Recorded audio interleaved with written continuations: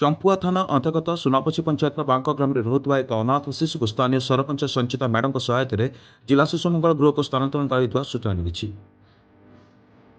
ସ୍ଥାନୀୟ ସରପଞ୍ଚ ଏବଂ ଆସପାଇ କାର୍ଯ୍ୟକର୍ତ୍ତା ସନ୍ଧ୍ୟାରାଣୀ ନାୟକ ଥାନାରେ ଆଶ୍ରୟ ନେଇଥିଲେ ଏବଂ ଏହାପରେ ଶିଶୁଟିକୁ କେନ୍ଦୁଝର ଶିଶୁ ମଙ୍ଗଳ ଗୃହକୁ ହସ୍ତାନ୍ତର କରିଥିବା ସୂଚନା ମିଳିଛି।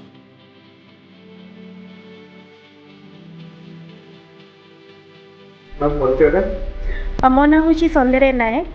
ମୁଁ ସ୍ୱେଚ୍ଛାସେବୀ ସଂଗଠନ ଆସ୍ପାୟାରେ ଗୋଟେ ସିଏ ଭାବରେ କାର୍ଯ୍ୟରତ କରୁଛି। ଛୁଆଟାର କ'ଣ ହେଇଥିଲା, ତାକୁ କେମିତି ଉଦ୍ଧାର କଲେ ଆଉ କ'ଣ କେମିତି ଖବର ପାଇଲେ ପିଲାଟା ଉପରେ ଅତ୍ୟାଚାର ହେଉଛି ବୋଲି? ଗତକାଲି ରାତିରେ ହେଉଛି ମୋ ପାଖକୁ ସେଇ ଗାଁର ଆମର ସେ ଗ୍ରାମବାସୀ ଆଉ ସେଠିକାର ଆମର ଯେଉଁ ସାର୍ସ କମିଟି ଅଛନ୍ତି ସେମାନେ ମୋତେ କଲ୍ କରି କହିଲେ କି ଏଇ ଗାଁରେ ଗୋଟେ ଶିଶୁଟେ ଅଛି ଯେଉଁଟାକି ହେଉଛି ତା ବାପା ମାଆ ମରିଯାଇଛନ୍ତି ଆଉ ସେ ଯାହା ପାଖରେ ରହୁଛି ସେ ପିଲାଟିକୁ ସେ ଖାଇବା ପାଇଁ ଦେଉନାହାନ୍ତି ଆଉ ତାକୁ ବହୁତ ମାନସିକ ନିର୍ଯାତନା ମଧ୍ୟ କରୁଛନ୍ତି।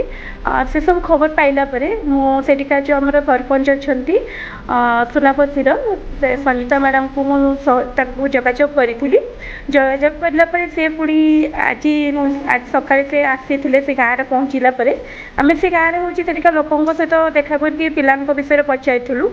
ଯେତେବେଳେ ପଚାରିଲା ବେଳକୁ ଏ ଘଟଣାଟି ସତ୍ୟ ମଧ୍ୟ ଆମେ ପାଇଥିଲୁ ତା ପାଖରୁ ପିଲାଙ୍କୁ ମଧ୍ୟ ସିଏ ବି ନିଜେ ମଧ୍ୟ କହିଥିଲା। ତାପରେ ହେଉଛି ଆମେ ଥାନାକୁ ଆସିଥିଲୁ ଆଉ ଥାନାକୁ ଆସିକି ଆମେ ପିଲାଙ୍କ ବିଷୟରେ ଜଣାଇଥିଲୁ। ତ ଥାନା ଅଧିକାରୀ ଆମକୁ ସହଯୋଗ କରି ଏବେ ହେଉଛି ପିଲାଙ୍କୁ ଆମେ CWC କେଉଁଝରକୁ ନେବା ପାଇଁ ସ୍ଥାନାନ୍ତରିତ କରିଛନ୍ତି।